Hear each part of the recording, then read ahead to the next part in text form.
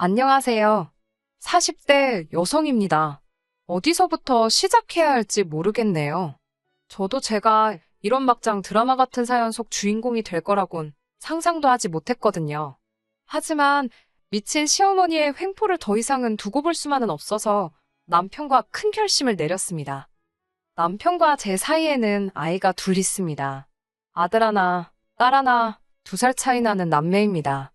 제 입으로 제 자식들 자랑하면 고슴도치도 지 새끼는 이쁘다고 한다며 비웃으실 분도 계시겠지만 저희 애들은 정말 신통방통합니다. 아들은 올해로 10살이고 딸은 8살인데 둘이 어찌나 사이가 좋은지 몰라요. 저나 남편이 자식 교육을 잘 시켰다. 뭐 그런 소리를 듣고 싶어서 하는 말이 아니라요. 어디서 그렇게 양보와 배려를 배웠는지 둘이 싸우는 법이 없어요. 둘이 같이 공부방을 다니고 있는데 거기 선생님들도 그렇게 입이 닳도록 칭찬을 하십니다. 저에게는 정말이지 눈에 넣어도 아프지 않을 억만큼을 준다 해도 못 바꿀 아이들이지요. 이런 아이들의 아버지인 남편과는 지인의 소개로 만났습니다. 남편은 직장을 다니는 평범한 회사원이고요. 형제는 없습니다. 말이 나와서 말인데 외동아들이란 소리를 듣고는 처음엔 소개받지 않으려고 했어요. 저와 가장 친한 친구가 4대 독자라는 남자와 결혼을 했는데 연락만 했다 하면 죽는 소리, 앓는 소리가 보통이 아니었거든요. 그래서 전 무조건 형제든 자매든 누군가 더 있는 남자와 결혼하고 싶었네요. 하지만 제 사진을 본 남편이 지인에게 자리 좀 꼭 만들어 달라고 어지간히 사정을 하더랍니다. 결국 지인이 저에게 사람 하나 살리는 셈 치고 나가보라고 부탁을 했고 그렇게 만나게 되었네요. 솔직히 외동아들이라고 해서 이기적이진 않을지 잘난 척을 하진 않을지 만나기 전까진 정말 별의별 상상을 다 했었어요. 그런데 막상 만나본 남편은 너무 괜찮은 남자였습니다. 어떻게든 저에게 잘 보이려고 전전긍긍하는 모습이 귀여웠고 무엇보다도 카페나 식당에서 직원들을 대하는 태도에 예의가 갖춰져 있었지요. 사실 저한테 잘하는 것도 중요하지만 다른 사람들을 어떻게 대하는지만 보고도 이 사람이 어떤 사람인지 어느 정도 파악할 수 있잖아요. 그런 면에서 남편은 합격이었지요. 이후로도 남편은 일주일에 2번씩 꼬박꼬박 데이트 계획을 세우고는 저를 불러냈습니다. 물론 저도 그런 남편이 싫지 않았기에 항상 즐거운 마음으로 남편을 만났고요. 그렇게 저희는 얼마 지나지 않아 사귀는 사이가 되었습니다. 이미 그 당시 남편은 33, 저는 31로 적은 나이가 아니었기에 결혼을 전제로 한 만남이었지요. 결혼을 전제로 한 어른들의 연애였던 탓인지 저희 둘의 관계는 빠르게 깊어져 갔습니다. 사귄 지 8개월 만에 남편은 프로포즈까지 했고요. 반지가 든 상자를 얼마나 오랫동안 몸에 지니고 다닌 건지 상자 모서리가 다 해져 있을 정도였지요. 아무튼 프로포즈까지 받고 나서야 비로소 시부모님을 만나 뵙게 되었습니다. 남편이 촌스러운 부분이 있긴 했어도 워낙 성실하고 예의범절이 몸에 밴 사람이었기에 막연히 시부모님 되실 분들도 좋은 분들일 거라고, 교양 있는 분들일 거라고 기대했네요. 하지만 이제 와서 하는 말이지만 어떻게 저런 부모에게서 남편 같은 사람이 나왔을까 싶을 만큼 너무 구시대적인 발상을 가지신 옛날 분들이셨어요. 저희 어머님은 당신이 아들을 낳아 키웠다는 사실에 어마어마한 자부심을 가지고 계신 분이셨어요.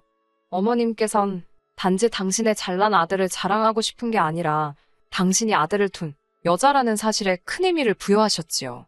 인사를 드리러 갔던 날 들려주신 이야기가 잊혀지지가 않네요. 남편을 당신 옆에 앉히시고는 당신이 아들을 낳던 날 병원에서 있었던 일이라며 어떤 이야기를 들려주셨습니다. 당시 어머님께선 남편을 낳고 여러 사람이 함께 쓰는 병실에서 몸을 푸셨답니다. 각자의 자리가 얇은 커튼 한 장으로 구분지어져 있었는데 당신보다 먼저 들어와 누워있던 여자가 대성통곡을 하더래요. 그래서 어머님은 아이를 낳다 애가 죽었나 싶었답니다. 하지만 알고 보니 그 여자는 2번째 출산이었고 또 딸이라서 그렇게 울고 있었던 거라네요. 그 집 시부모님까지 와서 아이고 소리를 해대는데 어머님도 그 여자가 딱 하더랍니다. 차라리 애가 나오다 죽었으면 동정이라도 받지 싶어서요. 그러면서 절 보면서 딸을 둘씩이나 낳았으니 얼마나 박복한 여자냐입니다. 재미있는 이야기도 아니었고 도무지 어떻게 반응을 해야 할지 모르겠더군요. 그도 그럴 것이 저에겐 3살 어린 여동생이 있었으니까요. 게다가 어머님께선 이미 식사 전에 제 가족 관계에 대해서 들으신 상황이었어요. 아무리 하고 싶은 이야기가 있다고 하더라도 듣는 사람을 고려하는 게 정상 아닌가요? 이건 뭐 배려가 없으신 건지 생각이 없으신 건지 어느 쪽이든 나을 건 없었지만요. 정말이지 어머님은 거침이 없으셨습니다. 지금의 저라면 당장이라도 그 자리를 박차고 일어났을 테지만 벌써 10년도 더 된 이야기입니다. 그때만 하더라도 인사드리러 간 자리에서 며느리감이 뛰쳐나간다? 저로서는 상상할 수 없던 일이었어요. 그래도 딴에 기분 나쁜 티는 내보겠다고 어머님께 말씀은 드렸습니다. 지금 하시는 이야기 다른 곳엔 가서 하지 마시라고요.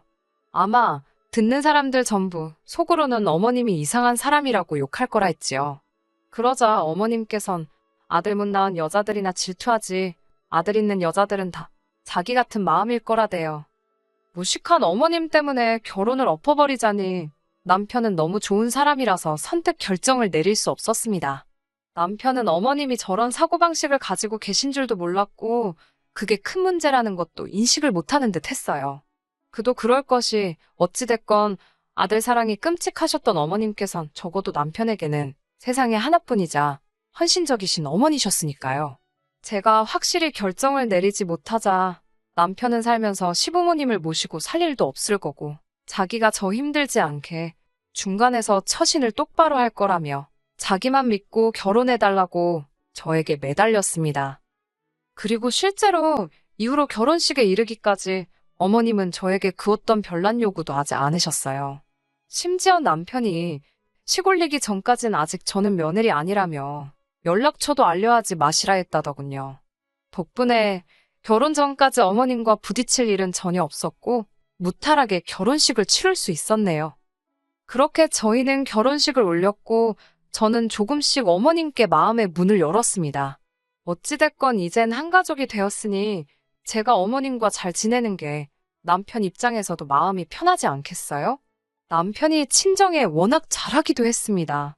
자기가 알아서 안부 전화도 드리고 아버지께 먼저 낚시를 가자거나 산에 가자거나 사실 저희 아버지께서도 아들이 있는 친구분들을 종종 부러워하시긴 했어요. 그래서 저도 제 딴에는 그 아쉬움을 달래드리려고 일부러라도 아버지랑 보내는 시간을 갖곤 했는데 그 역할을 남편이 알아서 도맡아 해주니 고마운 마음이 컸지요. 그리고 남편의 그런 모습을 지켜보고만 있을 수는 없었고요. 다행히 어머님께서는 저의 노력을 알아주신 건 아니지만 딱히 밀어내지도 않으셨고 저는 이렇게 모든 것이 자리를 찾아간다 생각했습니다. 그리고 얼마 지나지 않아 저에게 아기 천사까지 찾아왔지요. 말이 나와서 말인데 이때 약간 양쪽 어른들의 차이를 엿볼 수 있었네요. 친정부모님께서는 태어날 손주도 손주지만 당신 딸 어떻게 되는 거 아닌가 싶어서 전전긍긍이셨습니다. 아들이면 어떻고 딸이면 어떻냐며 제 건강부터 챙기라고 오로지 제 안위만 염려하셨지요. 반면에 시부모님의 반응은 친정과는 사뭇 달랐습니다. 기왕 낳는 거 떡두꺼비 같은 아들 하나 낳으라시며 출산 후 회복을 걱정하는 저에게 여자 몸은 원래 애를 낳으면 더 건강해진다고 신경 쓸 거 없다셨어요. 떡두꺼비라는 단어도 웃겼지만 어쩜 그렇게 며느리 걱정은 하나도 안 해주시는지 서운한 걸 넘어서 섭섭하고 슬프더라고요.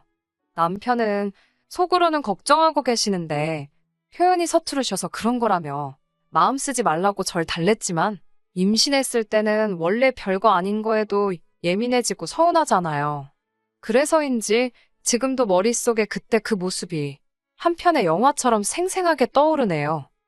아무튼 어머님의 간절한 기도 덕분인지 전 정말로 떡두꺼비 같은 아들을 낳았습니다. 어머님께선 저에게 정말 잘했다며 큰일 했다고 명품백을 선물로 사주셨어요. 어머님께 처음으로 인정을 받은 것 같아 기쁘기도 했고 동시에 큰 효도를 한 기분이었네요. 이후로 한동안 행복한 날들이 이어졌습니다.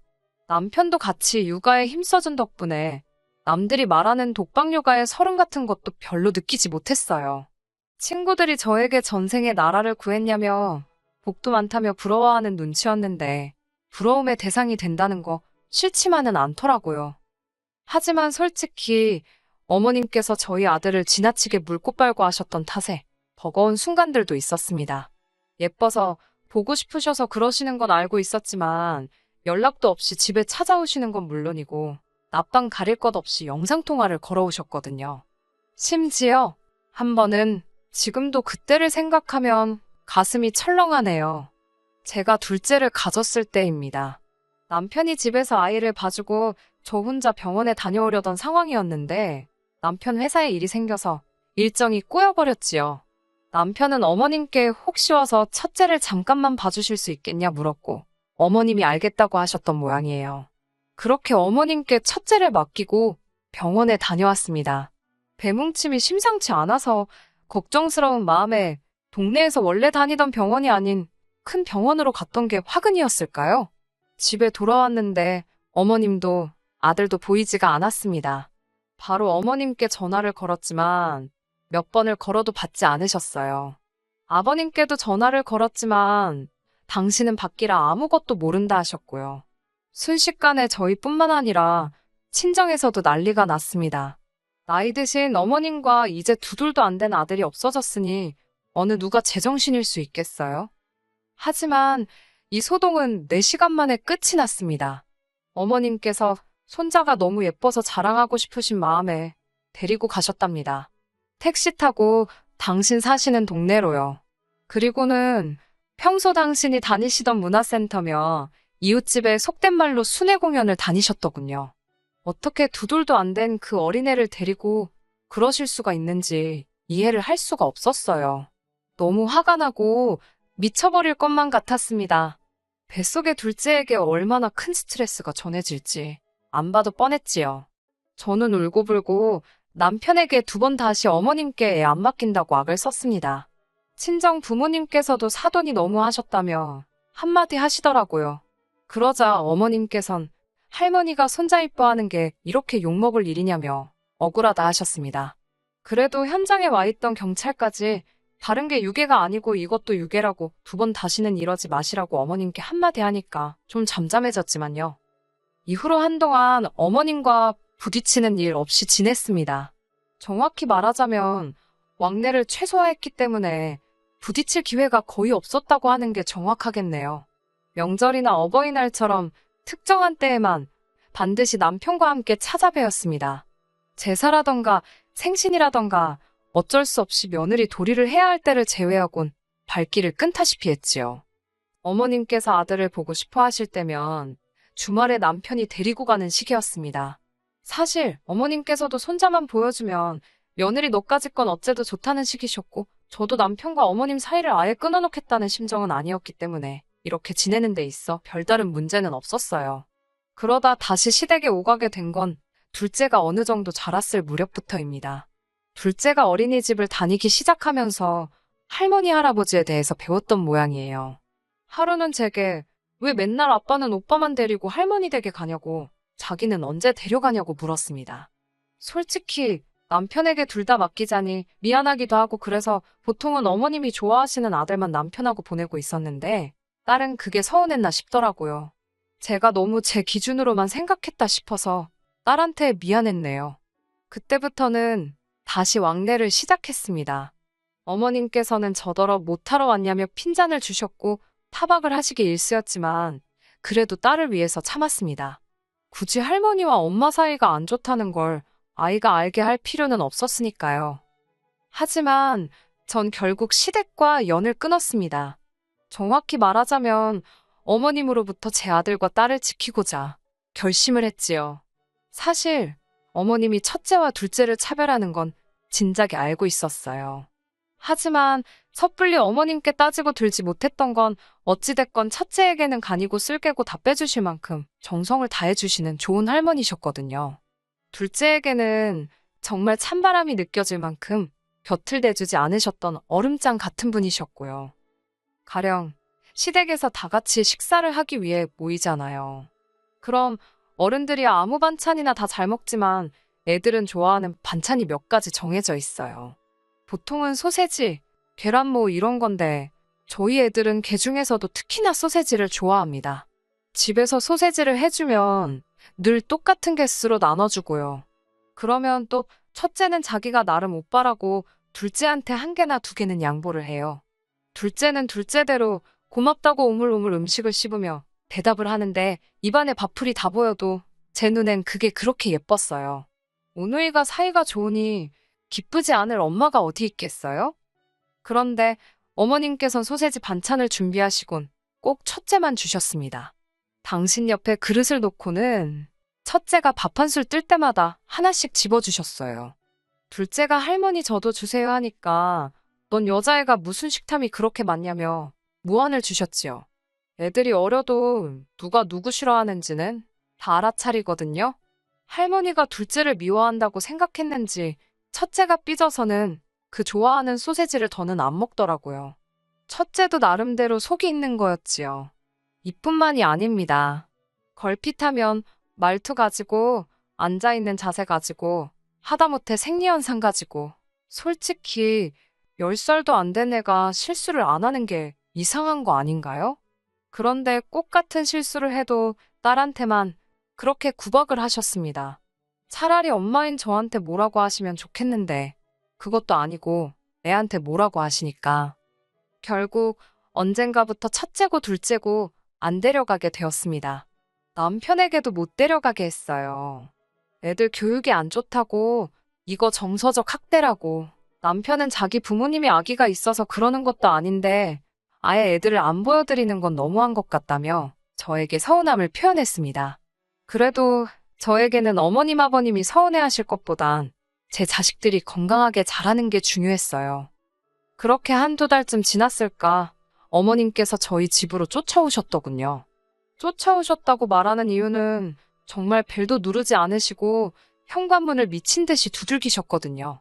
게다가 경찰까지 대동을 하셨더라고요. 나중에 알고 보니 제가 당신 손자를 납치해갔다고 신고를 하셨답니다. 황당하고 어처구니가 없어서 제가 그 납치당한 손자의 엄마라는 이야기는 못 들으셨냐고 경찰에게 물으니 경찰도 어이가 없는지 어머님께 화를 내더라고요. 지금 장난치시는 거냐고, 공무집행방해 현행범으로 체포가 되셔야 정신 차리실 거냐고요. 하지만 어머님께선 그런 경찰과 저를 뚫고 집 안으로 뛰쳐들어가셨어요. 그리고는 제 아들을 들쳐업으시곤 저더러 너는 네 딸이나 끼고 살라고 네가 뭔데 할머니랑 손자 사이를 끊어놓으려 드냐입니다. 당신 아들 씨하시고 핏줄인데 네가 뭔데 난리냐며 저에게 악을 쓰시더라고요. 쓸데없이 계집을 낳아가지고 차별이네 뭐네 헛소리나 나오게 만들었다나요. 당신 손녀가 바로 앞에 있는데 어쩜 저런 잔인한 말을 거리낌 없이 해대실 수 있는지. 그때 남편 목소리가 들렸습니다. 남편이 어디서부터 들었는지는 모르겠지만 어머님으로부터 아들을 뺐더라고요. 그러더니 어머님 지금 제 정신이시냐며 어머님께 당장 나가시라 고래고래 소리를 질렀습니다. 지금 내 딸한테 무슨 소리를 하시는 거냐며 애는 할머니 없이는 커도 엄마 없이는 안 되는 거 모르시냐며. 이후의 일은 말씀드리지 않아도 예상이 가실 거예요. 그런 개판이 없었습니다. 경찰도 고함만 두어 번 치곤 어머님을 강제로 끌고 나가느라 정신이 없었고요. 남편은 씩씩대고 있지. 저는 저대로 진이 빠져서는 그 와중에 저희 애들이 이걸 다 보고 들었다 생각하니 어찌나 분이 나던지 속된 말로 눈 뒤집어지는 줄 알았네요. 결국 그날 밤 남편에게 어머님인지 우리 가족인지 선택하라 했습니다. 그동안은 어머님께 좋은 아들 노릇을 하든 어쩌든 신경 쓰지 않았다. 부모 자식 사이를 내가 뭐라고 이래라 저래라 하나 싶어서 아무 말도 안 했다고요. 하지만 이러다 어머님이 나랑 내 자식들 사이 끊어놓게 생겼다고, 내 딸 가슴에 대못 박으실 것 같다고, 앞날이 뻔한데 가만히 두고 볼 수만은 없다고 당신 똑바로 노선을 정하라고 했습니다. 그러자 남편은 황당하다는 듯 저를 쳐다보더니 당연히 우리 가족이지 무슨 소리를 하는 거냐입니다. 이 집의 가장은 자기고 가족을 버리는 가장이 어디 있냐면서 어머님은 아버님께서 곁에 있으시니 괜찮을 거라고 신경 쓰지 말라더군요. 남편의 대답을 듣고 나니 정말 그나마 버티고 있던 두 다리가 정말 풀려서 주저앉아 버렸지요. 그래도 내가 결혼 생활을 헛하지는 않았구나. 이후로 저희 아이들은 아동심리 상담을 받으며 조금씩 그날의 기억을 지워가는 중입니다. 벌써 2년이란 시간이 흘렀지만 아들도 딸도 할머니를 찾지 않는 거 보면 그날의 기억이 어지간히 지독했던 모양이에요. 최근에 남편이 저에게 말은 안 했지만 눈치가 어머님께서 남편에게 종종 연락을 하시는 듯 합니다. 남편이 어떻게 응수하고 있는지는 솔직히 모르겠네요. 다만 이 불편한 상황이 언제까지 이어지더라도 제가 먼저 나서진 않으려고요. 아이들이 자라서 성인이 되고 그때 할머니를 찾는다면 모를까. 당장은 제 가정, 제 아이들만 생각하면서 사는 중이고 앞으로도 그럴 생각입니다. 전 엄마니까요. 저 잘하고 있는 거 맞지요? 저에게 힘을 주세요. 끝까지 들어주셔서 감사합니다. 오늘의 사연은 여기까지입니다. 구독과 좋아요, 알람 설정 부탁드리고 더 좋은 사연으로 다시 찾아뵙겠습니다. 감사합니다.